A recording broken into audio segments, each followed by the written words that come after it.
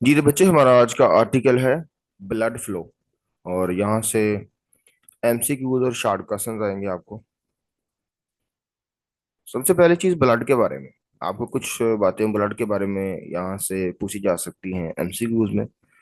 वैसे तो ये बायोलॉजी के अंदर आप अच्छी तरह पढ़ चुके हैं कि ब्लड क्या है और क्या फर्क है वाटर में और ब्लड में। लेकिन फिर भी यहाँ पे भी हम फिजिक्स में भी थोड़ी बहुत चीजें यहाँ ब्लड के बारे में डिस्कस करने जा रहे हैं। ये सबसे पहली चीज कि ब्लड एक इनकम्प्रेसिबल फ्लूइड है। इसका मतलब है कि डेंसिटी इसकी कांस्टेंट रहती है, इसे आप दबा नहीं सकते। और जब आप दबा नहीं सकते तो इसका मतलब कि आप वॉल्यूम चेंज नहीं कर सकते। और डेंसिटी इज इक्वल होती है mess per unit volume. Mess तो वैसे आप चेंज नहीं कर सकते, मैस को डिस्ट्रॉय नहीं किया जा सकता according to law of conservation of mass. तो अगर आप कंप्रेस नहीं कर सकते, इसका मतलब है कि उस चीज की डेंसिटी कांस्टेंट रहेगी। दूसरी प्रॉपर्टी कि आखिर ये डेंसिटी किसके बराबर होती है। इसकी डेंसिटी बेटा 1000 ही होती है, जो कि पानी की डेंसिटी है। तकरीबन तकरीबन इतनी होती है, वो कह लो कि दो चार नंबर्स का फर्क पड़ सकता है। ठीक है। और इसकी जो विस्कोसिटी है, जो चिपचिपाहट है इसकी, वो 3 से 5 गुना ज्यादा होती है पानी से। अ, और इसमें वजह, क्योंकि पानी के अंदर रेड ब्लड सेल्स नहीं होते, लेकिन ब्लड के अंदर तो होते हैं ना। तो ब्लड के अंदर 50% रेड ब्लड सेल्स की मौजूदगी इसको थोड़ा विस्कस बना देती है। और अब बेटा कुछ बातें ब्लड वेसल्स के बारे में देखें। ब्लड वेसल्स खून की नालियां, जो कि आपने पढ़ा हुआ है बायो में कि ये दो चार तरह की होती हैं। आपने आर्टरीज, वेन्स, कैपिलरीज नाम वगैरह सुने होंगे।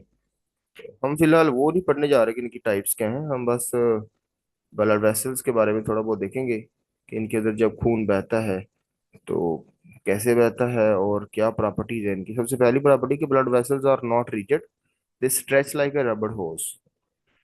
तो ये इतनी सख्त नहीं होती, ये स्ट्रेच हो जाती हैं। और इनके अंदर जब ब्लड बहता है तो बेटा ये हर वक्त फूली भी रहती हैं, inflated all the times. Normal circumstances से मुराद ये है कि अगर कोई बंदा बीमार ना हो, अगर उसको ब्लड प्रेशर ना हो, मतलब अगर वो मरीज ना हो, तो अगर वो हेल्दी पर्सन है तो फिर उसकी जो ब्लड वेसल्स हैं वो हर वक्त फूली भी रहेंगी, इन्फ्लेटेड रहेंगी। ठीक है। उसके बाद बेटा आपने इसकी अगली प्रॉपर्टी देखनी, ब्लड वेसल्स की।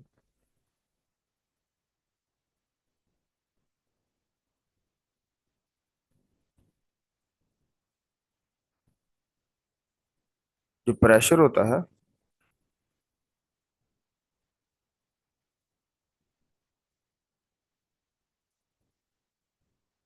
इकरा इंटर द वेटिंग रो। अभी अभी तक आते रहेंगे बच्चे, इनकी समझ नहीं आती। मुझे कल भी कहा था कि मैंने, देखो वेट कर लिया आज भी, आज भी नहीं वेट करना चाहिए था। तो अभी तुम लोगों को समझ ही नहीं आ रही है। अच्छा, तो प्रेशर ऑफ ब्लड, यानी ब्लड प्रेशर जैसे आप कहते हैं, वो बेटा। और भाई क्या कर रहे हो तुम लोग, चैट्स पे लगे हुए हो। रीबा असलम।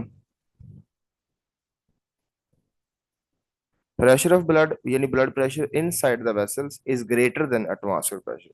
बेटा याद रखना है कि हमेशा अगर ये फूली हुई रहती है, इन्फ्लेटेड रहते हैं, तो इसमें वजह यही है कि ब्लड का जो प्रेशर होता है, अंदरूनी प्रेशर हमारे, जैसे मैं कह लें, वो हमेशा ये एटमॉस्फेरिक प्रेशर से ज़्यादा होता है। अगर ज़्यादा ना हो तो फिर कभी भी जब कभी कट लगता है आपके, तो जो ब्लड है वो बाहर को ना आए। सारा बाहर को इसीलिए मूव करता है ना, क्योंकि प्रेशर अंदर ज़्यादा होता है और बाहर कम होता है। एटमॉस्फेरिक प्रेशर बाहर आपको पता 1 atm होता है, लेकिन अंदर जो भी प्रेशर है ब्लड का, वो 1 atm से ज्यादा रहता है।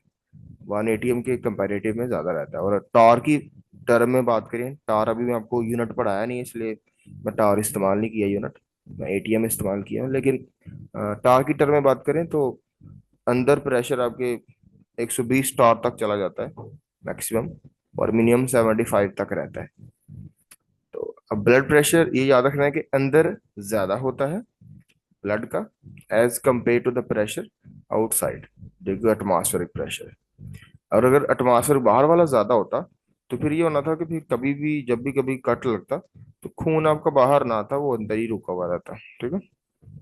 और वैसे भी आपकी जो ब्लड वेसल्स हैं वो इन्फ्लेटेड हैं, फूली हुई हैं, तो इसका मतलब यही है कि अंदर वाला प्रेशर ज्यादा है। तो आगे देखते हैं।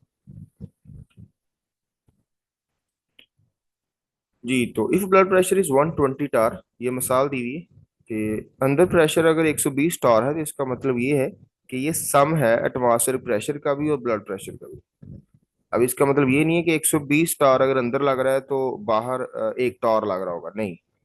बाहर आपको पता है कि प्रेशर 760 टार लगता है एटमॉस्फेयर का। तो अंदर 120 टार का मतलब ये नहीं है कि ये अंदर कम है। ये 120 टार जो लिखा हुआ है, ये डिफरेंस लिखा हुआ है सिर्फ, क्योंकि हम लोग सिर्फ डिफरेंस में ही इंटरेस्टेड होते हैं, आपको पता है।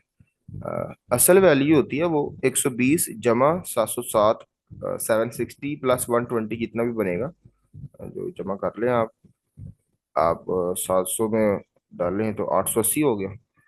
तो ये 880 टार तक चला जाता है। यानी हमारे अंदर ब्लड का प्रेशर 880 टार होता है, जबकि बाहर एटमॉस्फेयर का प्रेशर कितना होता है, ये अंदर मैक्सिमम प्रेशर 120 टार होता है। तो ये मिसकंसेप्शन थी जो मैं क्लियर करना चाहता था कि अंदर अगर प्रेशर 120 है तो इसका मतलब ये नहीं है कि अंदर कम है और बाहर ज्यादा है। नहीं, अंदर ज्यादा ही है। तो फिर 120 क्यों लिखा हुआ है? 120 असल में ये डिफरेंस लिखा होता है, ठीक है। दोनों का जो फर्क है वो लिखा हुआ है। तो बाहर 760 टॉर होता है, टॉर 1 एटीएम नहीं बोल रहा मैं, एटीएम का यूनिट इस्तेमाल नहीं कर रहा मैं, टॉर का इस्तेमाल कर रहा हूँ। तो टॉर के यूनिट्स में अगर देखें तो एटमॉस्फेरिक प्रेशर की वैल्यू 760 टॉर होती है। तो अंदर फिर कितनी होती है? अंदर उस 760 से 120 ज्यादा होती है, ठीक है। तो ये लिखा हुआ आगे कि मिसाल दी हुई है कि अगर 760 टॉर है बाहर वाला प्रेशर, तो अंदर होगा 880 टॉर, ठीक है। तो मेरे ख्याल में समझ आ गई होगी, जहां ना समझ आए वो आप काइंडली आप पूछ सकते हैं माइक ऑन करके। अच्छा, तो ब्लड प्रेशर, वो वाला प्रेशर जो ब्लड ने वॉल्स पर, दीवारों पर लगाना है, हमारी वेसल्स की दीवारों पर, उन्हें हम ब्लड प्रेशर कहेंगे। क्योंकि ब्लड सर्कुलेट्स कर रहा होता है ब्लड वेसल्स के जरिए, पूरी बॉडी में ब्लड सर्कुलेट करता है ब्लड वेसल्स के जरिए या ब्लड वेसल्स के थ्रू। तो इस वजह से वो साथ साथ ब्लड वेसल्स की दीवारों पर प्रेशर लगाता है, तो वो प्रेशर कहलाता है ब्लड प्रेशर, ठीक है। और हम इसमें पढ़ क्यों रहे हैं फिर फिजिक्स में ब्लड प्रेशर? बेटा, ज़ाहिर फ्लूइड्स वाला चैप्टर है, तो इसमें हमने पहले दिन ही डिस्कस किया था कि ब्लड भी एक फ्लूइड है, और हम ब्लड की भी कुछ प्रॉपर्टीज देखेंगे और स्पेशली ये चेक करेंगे कि किस तरह से प्रेशर लगता है, और ये टर्बुलेंट होता है या फिर स्ट्रीमलाइन फ्लो होता है, और कब स्ट्रीमलाइन होता है और कब टर्बुलेंट होता है, और इस ब्लड प्रेशर को मेजर कैसे करते हैं। तो यही बातें हम आज पढ़ रहे हैं, ठीक है। तो ब्लड प्रेशर को आगे बढ़ाने से पहले इसके यूनिट्स चेक कर लेते हैं। तो इसके यूनिट्स में सबसे पहले एसआई यूनिट आ जाता है, और आपको पता होना चाहिए कि प्रेशर जो सा भी हो, उसका एसआई यूनिट जो है वो पास्कल है। पास्कल को आप न्यूटन पर मीटर स्क्वायर कह सकते हैं, ठीक है। तो क्योंकि फार्मूला आपको आता होगा प्रेशर का, फोर्स ओवर एरिया, फोर्स का यूनिट न्यूटन, एरिया का मीटर स्क्वायर, तो क्या बना? न्यूटन पर मीटर स्क्वायर, ठीक है। लेकिन और भी यूनिट्स हैं, तो यहाँ पे जो यूनिट्स इस्तेमाल होंगे, जो आज हम करेंगे, वो टॉर है या मिलीमीटर ऑफ मरकरी है। ये आप केमिस्ट्री में पढ़ चुके हैं, MM ऑफ Hg का मतलब मिलीमीटर ऑफ मरकरी है, और आपको पता होना चाहिए कि ये टॉर और मिलीमीटर ऑफ मरकरी एक ही चीज है, ठीक है। टॉर असल में वो टॉरिसल थ्योरम जो पढ़ाया था ना पीछे आपको, वो जो साइंटिस्ट था टॉर, पूरा नाम था टॉरिसली, और उस साइंटिस्ट के नाम पर ये यूनिट पड़ा हुआ है, टॉर। तो एक टार असल में 1 मिलीमीटर ऑफ मरकरी ही होता है, और 1 मिलीमीटर ऑफ मरकरी के अंदर, यानी एक टॉर के अंदर 133.3 पास्कल होते हैं, यानी 133.3 पास्कल छुपे होते हैं। तो कौन बड़ा हुआ, टॉर बड़ा हुआ या पास्कल बड़ा हुआ, ये कौन बताएगा जी? जल्दी करें जी, आंसर करें।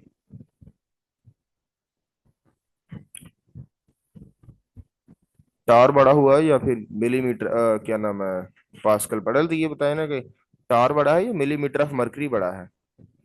तो किधर हैं जी आपकी चैट्स?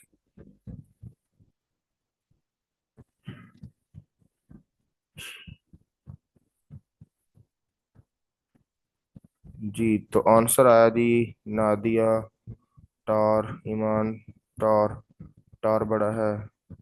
जी बेटा,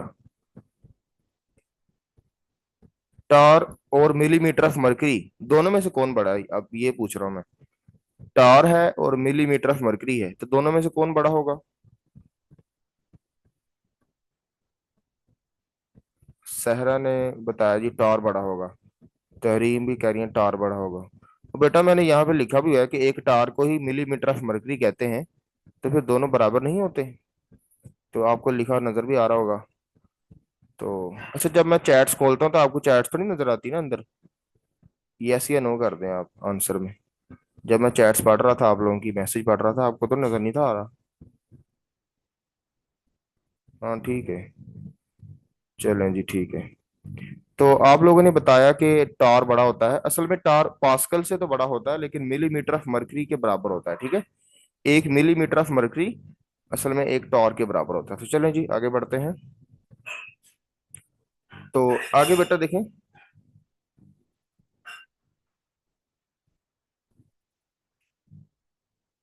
180 880 टार में कितने पास्कल होंगे, देखें।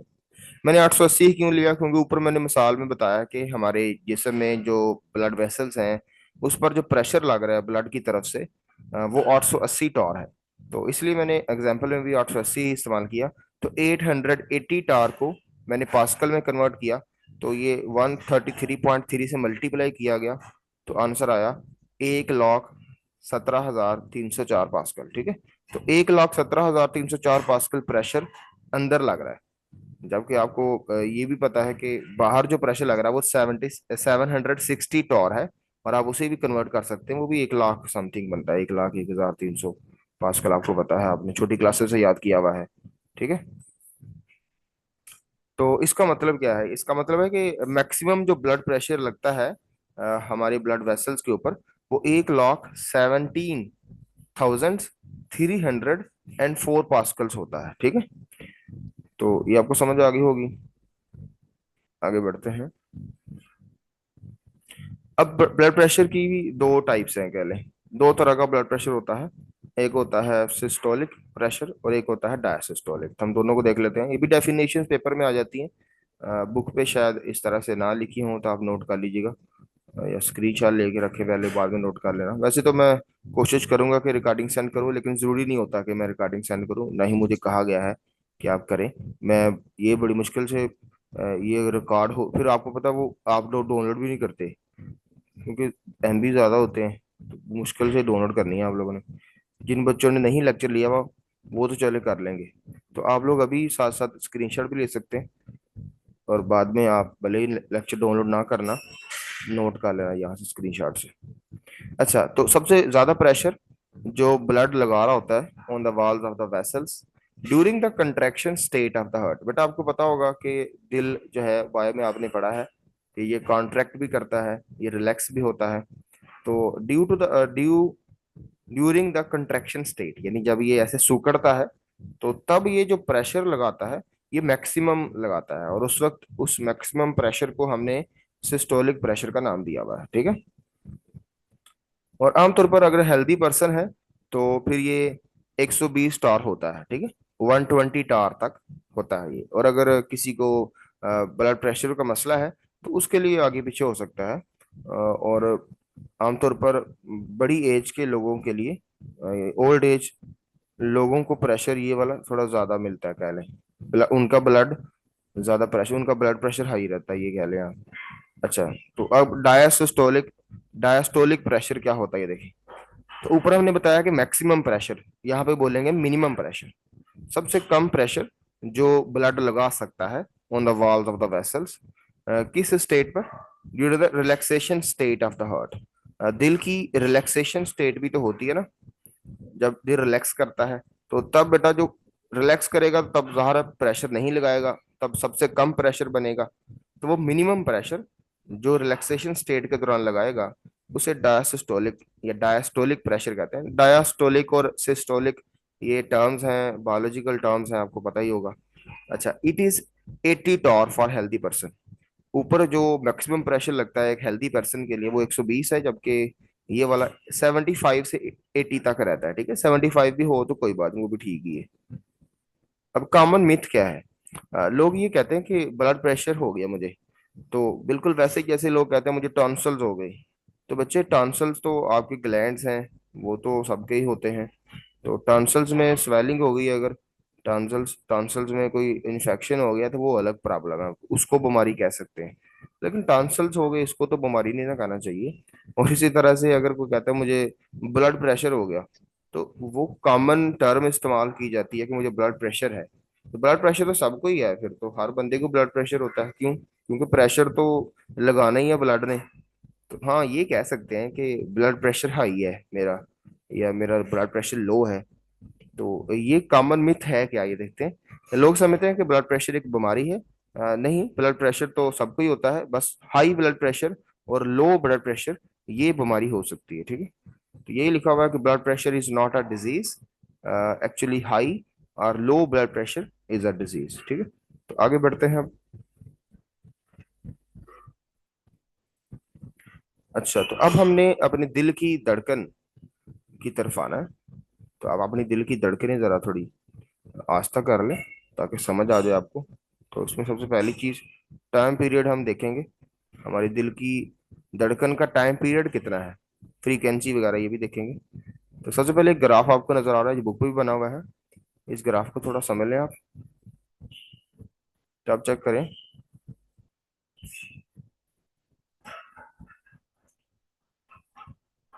इसमें आपको यहाँ वाई एक्सेस पर प्रेशर नजर आ रहा है, और वो भी टॉर में लिखा हुआ नजर आ रहा है, ठीक है। और एक्स एक्सेस में देखिए टाइम नजर आ रहा होगा आपको, वो भी सेकेंड्स में। और यहाँ पे जो प्रेशर की वैल्यू दिखाई जा रही है इस ग्राफ में, वो है, पहली वैल्यू है 80, ये देखें 80। और उसके बाद यहाँ से ये मैक्सिमम प्रेशर 120 के पास पास है, ठीक है। और ये यहाँ से लेकर यहाँ तक, ये यहाँ पे लाइन लगी हुई है, यहाँ तक एक दिल की धड़कन पूरी हो गई है। दिल ने रिलैक्स भी कर लिया है और कॉन्ट्रैक्ट भी कर लिया है, ठीक है।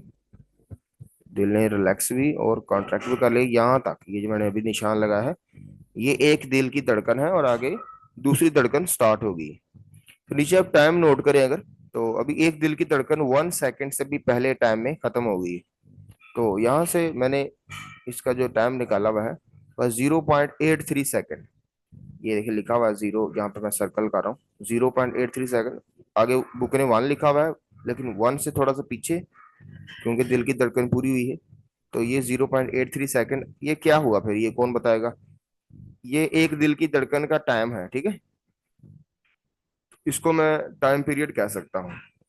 जिस तरह आप कहते हैं ना कि वो टाइम जो एक ओसिलेशन कंप्लीट करने को लगा, तो उसी तरह आप यहाँ पे कह सकते हैं कि जो एक दिल की धड़कन को, एक बीट को पूरा करने में टाइम लगा, वो इसका टाइम पीरियड है। तो बेटा यहाँ से टाइम पीरियड नोट हो गया, 0.83 सेकेंड।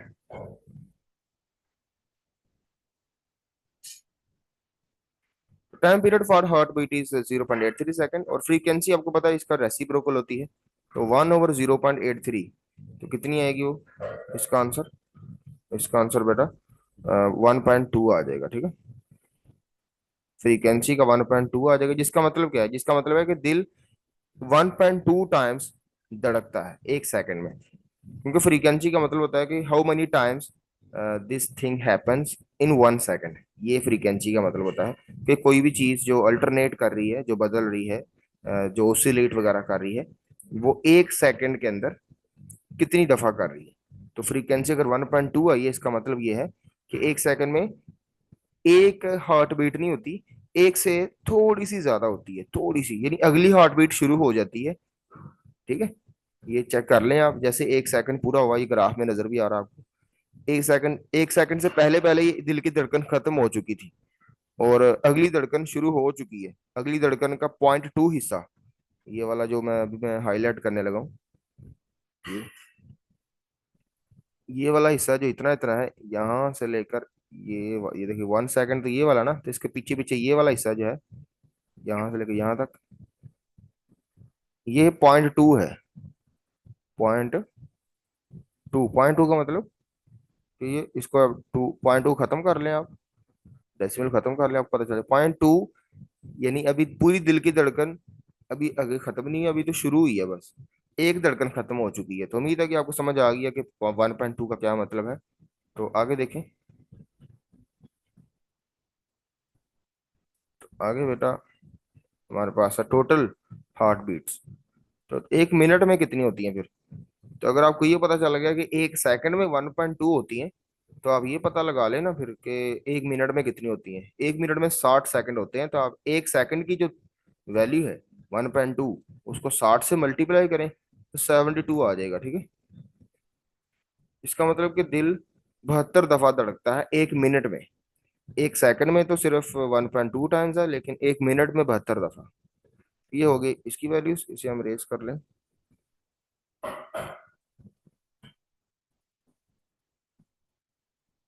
तो फातिमा अभी तक इंटर कर रही है, ये कौन फातिमा है भाई?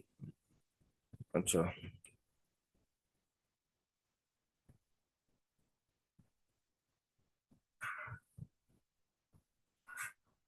अब ब्लड प्रेशर को मैयर कैसे करना है, ठीक है। ब्लड प्रेशर की मेजरमेंट पे आ जाते हैं। हमारे पास एक डिवाइस है जिसने ये काम करना है, और उसे हम कहते हैं सफिग्मो मैनोमीटर। पूरा नाम सुने, सफिग्मो मैनोमीटर। ये आपके घर में भी होगा, अगर आपने ब्लड प्रेशर मेजर किया है तो। घर में आपको पता है मरीज होते हैं कुछ, कह लो घरों में तो ब्लड प्रेशर हाई लो होता ही रहता है। तो आए रोज ब्लड प्रेशर मापने के लिए बाहर जाना पड़े, इसके लिए लोगों ने घर में डिवाइस रखे हुए हैं। तो वही डिवाइस जो ब्लड प्रेशर को मेजर करता है, वो हम आज पढ़ने लगे हैं। तभी तस्वीर दिखाऊंगा इसकी, तो पता चल जाएगा आपको ये कौन सा है। तो इसकी डेफिनेशन ये है कि एक ऐसा डिवाइस जो ब्लड प्रेशर को मेजर करे उसको स्फिग्मो मैनोमीटर कहते हैं।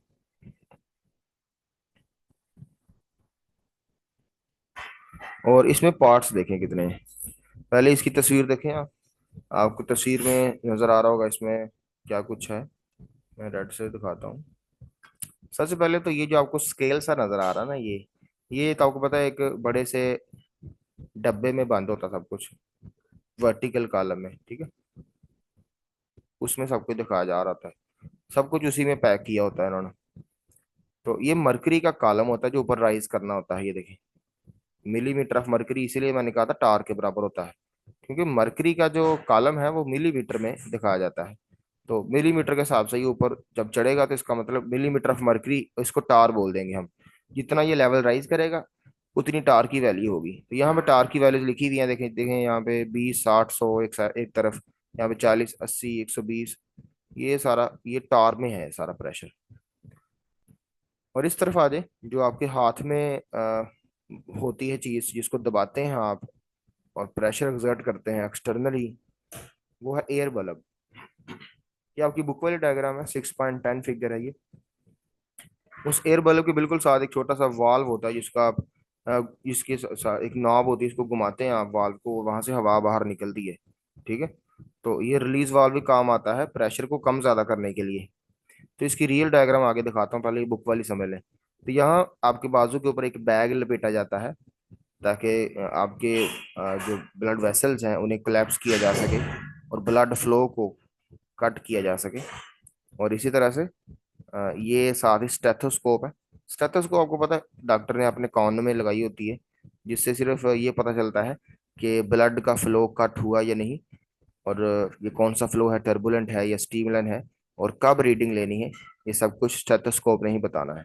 स्टेथोस्कोप आप सोच रहे होंगे कि सर वो तो दिल की धड़कन मापने के लिए इस्तेमाल होता है। नहीं बेटा, दिल की धड़कन भी आप उसे चेक कर सकते हैं, और ब्लड प्रेशर में भी ये इस्तेमाल हो रहा होता है। तो हमें पता था तभी चलेगा ना जब हम स्टेथोस्कोप लगाएंगे कि कब यहाँ से फ्लो स्टार्ट हुआ, कब बंद हुआ, ठीक है। तो इसको चेक करने के लिए हमारे पास स्टेथोस्कोप होती है। अब इसके पार्ट चेक करें। अगर आपको सारी चीजें पता चल गई हैं तो मैं इरेज करता हूँ यहाँ से, क्लियर ऑल ड्राइंग। इसके पार्ट्स देखें आप। सबसे पहला इन्फ्लेटेबल बैग होना चाहिए, वो आपको बता दिया है। वो जो बाजू के ऊपर लपेटा हुआ है जिसके ऊपर बैग लिखा हुआ है, वो इन्फ्लेटेबल बैग ही है, ठीक है। वो आपने बाजू के ऊपर लपेटा। मर्करी मैनोमीटर, ये आपको साथ नजर आ रहा है स्केल, जिसके ऊपर जो शुरू में मिलीमीटर मर्करी लिखा हुआ टार है, ये ऊपर को बड़ी सी कॉलम से नजर आ रहा है जिसमें मर्करी फिल किया हुआ है। ये मर्करी मैनोमीटर कहलाता है, ठीक है। और रिलीज वाल्व, वो रिलीज वाल्व जहाँ पे बुक ने लिखा हुआ है रिलीज वाल्व, वो जो भी बता रहा था जहाँ से हवा बाहर निकालनी है, छोटा सुराख कह लें आप उसको। और चौथे नंबर पर हमारे पास स्टेथोस्कोप होगी। और स्टेथोस्कोप वही जो कानों में लगाते हैं डॉक्टर, और जिससे आवाज चेक करते हैं क्या आ रही है कि नहीं। ब्लड की फ्लो करने की भी आपको पता आवाज तो आएगी। और असल में ये इस तरह दिखता है। और आप चेक कर लें रियल डायग्राम ऑफ स्फिग्मोमैनोमीटर। ये जो सारा कुछ पीछे दिखाया है वही आपको रियल में आप दिखा रहे हैं, ठीक है। आप चेक कर लें, इसमें इन्फ्लेशन बैग भी है, ये वाला। इसे बल्ब कहा था बुक ने, इसे हम यहाँ इन्फ्लेशन बैग कह रहे हैं, ठीक है। और ये वाला ये देखें, आपको नजर आ रहा होगा यहाँ से, ये एयर रिलीज वाल्व, ये देखें इसका नाम एयर रिलीज वाल्व है। यहाँ से हवा बाहर निकलेगी। और ये ऐसा डिवाइस है जिसमें साथ आपको वो मर्क्यूरी मैनोमीटर की जरूरत नहीं है। इसमें ये वाला डिवाइस जो है ना, वो मर्क्यूरी मैनोमीटर की जगह पे काम करता है, यानी प्रेशर की वैल्यू यहाँ से पता चल जाएगी डायरेक्ट। क्योंकि आपको पता है डिफरेंट वर्जन आए हुए हैं आजकल, तो डिजिटल भी आए हुए हैं, तो इसकी भी जरूरत नहीं पड़ती आजकल। तो लोग बस छोटा सा डिवाइस है और थोड़ा महंगा है, लेकिन उसमें डिजिटली ऊपर सब कुछ आ जाता है। लेकिन हम चलें इससे समझ लेते हैं कि कैसे सारा कुछ चल रहा है और कैसे काम करता है ये, ठीक है। और आगे ये बस बैग है जिसको लपेटना आपने बाजू के ऊपर। और ये बाजू के ऊपर ही क्यों लपेटते हैं ये आपको पता होगा। ये बाजू आपको पता है कि दिल के पास होता है। और जो ग्रेविटी का इफेक्ट है ब्लड के प्रेशर के ऊपर, वो नहीं होता, क्योंकि ज़ाहिर है टांगों पर जाकर प्रेशर मेजर करेंगे तो वो तो कुछ और होगा, क्योंकि ग्रेविटी की वजह से नीचे टांगों में प्रेशर थोड़ा ज़्यादा होता है, वो खून थोड़ा तेज फ्लो करेगा। लेकिन दिल से जहां से निकला है अभी, अभी दिल ने अभी पंप किया ही है खून को, तो उधर ही अगर आप उसको माप लेंगे तो वो फिर सही लेवल में ही होगा। और इसीलिए कहा जाता है कि आप बैठ जाएं और बैठाकर उसके बाद ही किया जाता है। ये लिटाकर तो ब्लड प्रेशर में ये नहीं ना करते, बैठा कर ही करते हैं। तो ये अब स्टेथोस्कोप के बारे में थोड़ा सा बताया गया। स्टेथोस्कोप में क्या कुछ होता है ये भी देख लें आप। वैसे ही माशाल्लाह आप डॉक्टर बनने जा रहे हैं, तो जो बच्चियां डॉक्टर बनेंगी उनके लिए चेक कर लें पहले से अपना साजो सामान। तो ये ट्यूबिंग है, इसमें हवा, और इसमें मैकेनिकल वेव यानी साउंड ट्रेवल करती। और उसके बाद बेटा ये बेल, ये इसका तो चले मैंने इसलिए दिखाया कि पता चल जाए बच्चों को कि स्टेथोस्कोप क्या होती है। मेन तो हमारा सिग्मोमेनोमेट्री, आप इसको भी चेक कर लें। और ये मेजरिंग हो रही है जी यहाँ पे। ये देखें असल में कैसे दिखता है, ये सब कुछ आपको दिखाया जा रहा है। तो चेक करें कि ये ब्लड प्रेशर मापने के लिए बाजू ही इस्तेमाल किया जा रहा है। और ये असल में ये जो डिवाइस है जो ऊपर लगाया हुआ है, ये उस ट्यूब या मर्करी मैनोमीटर की जगह पर है, ठीक है। क्योंकि आजकल यही आता है, ठीक है। मर्करी मैन इसके ऊपर वैल्यूज आ रही है ना, बस ठीक है। इसके ऊपर वैल्यूज आ रही हैं। तो ये मेजर कैसे करते हैं ये अगले स्टेप्स में बताता हूँ आपको। लेकिन ये मर्करी मैनोमीटर जो लंबा सा आपको वो नजर आता था ना ऐसे खड़ा हुआ वर्टिकल कॉलम, वो नहीं है यहाँ पे। उसकी जगह इसने ले लिया, ठीक है। मर्करी मैनोमीटर ऐसे होता था और उसके ऊपर ऐसे रीडिंग थी, और उसकी जगह इसने ले लिया अब, ठीक है। और ये क्या है, ये स्टेथोस्कोप है। तो ये इन्होंने स्टेथोस्कोप रखी हुई। स्टेथोस्कोप का मेन काम क्या है, ये बताएगी आपको कि कब आपने रीडिंग लेनी है, ठीक है। क्योंकि आपको पता इसकी तरफ से ही पता चलता है, ये इसकी आवाज़ से पता चलता है जो कानों में आपके आएगी कि ब्लड इस वक्त नॉर्मली फ्लो कर रहा है या फिर टर्बुलेंट फ्लो कर रहा है। तो कब आपने सिस्टोलिक प्रेशर की रीडिंग लेनी है और कब डायस्टोलिक की लेनी है, तो ये तमाम बातें आपको स्टेथोस्कोप से पता चलती हैं। बाकी ये हाथ में देखें, इस डॉक्टर के हाथ में ये पंप है, पंप कह लें या एयर बल्ब कह लें आप। एयर बल्ब, एयर बल्ब है। और यहाँ पे ये आपको नजर आ रहा होगा, ये जहाँ पे टिक लगाई है मैंने अभी, ये रिलीज वाल्व है, ये वाला। ये वाला क्या है, रिलीज वाल्व है। रिलीज रिलीज वाल्व क्या करता है, इसकी मदद से हम प्रेशर को कम ज्यादा करते हैं, हवा को निकाल देते हैं। तो वो भी चेक करेंगे हम, आगे देखते हैं अब।